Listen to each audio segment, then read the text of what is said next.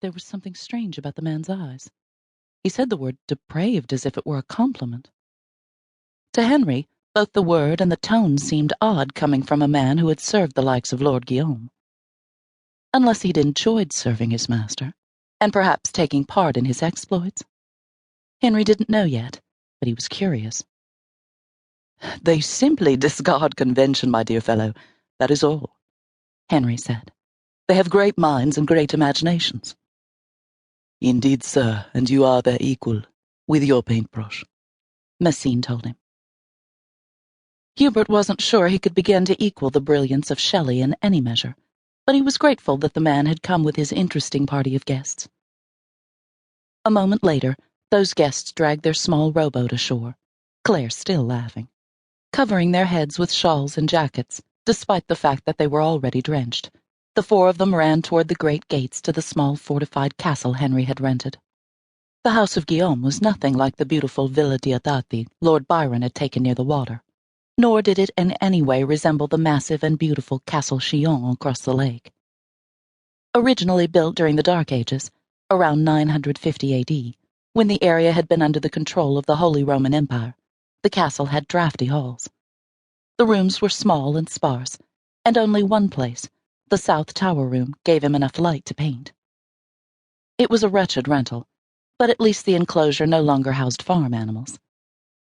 But Guillaume offered 4 strong walls, 4 towers, and a small courtyard that led to a keep with a majestic hall and a number of usable rooms. As long as Henry's servants kept fires burning constantly, it was bearable.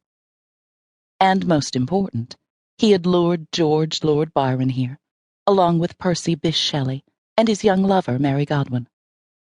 The party also included Mary's stepsister, Claire, who had surely come in hopes of regaining her place as Lord Byron's mistress, and the striking young John Polidori, a writer of sorts himself, but hired by Lord Byron as his personal physician.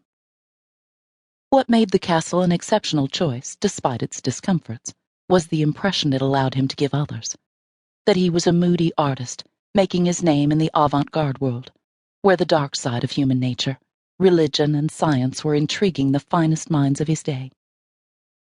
Thanks to family money, he could afford this place. Nothing better, perhaps, but the castle sufficed. "Henry!"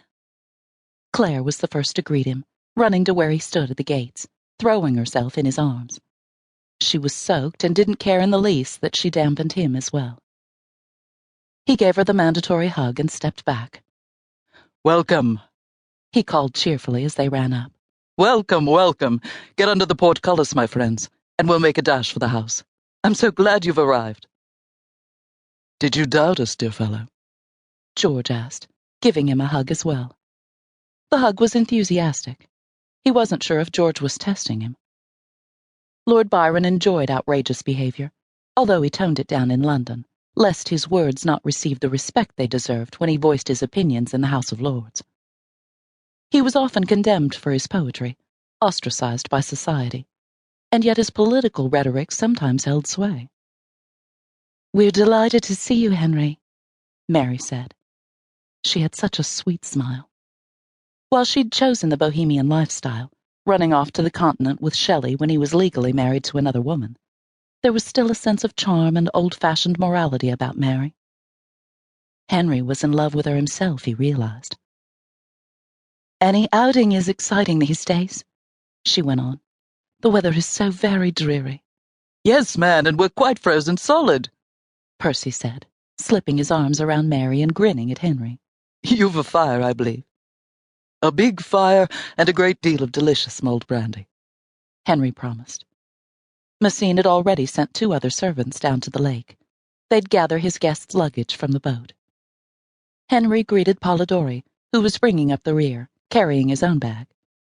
"It will be good that I am a physician, since we'll all be catching our deaths of cold," Polidori told them.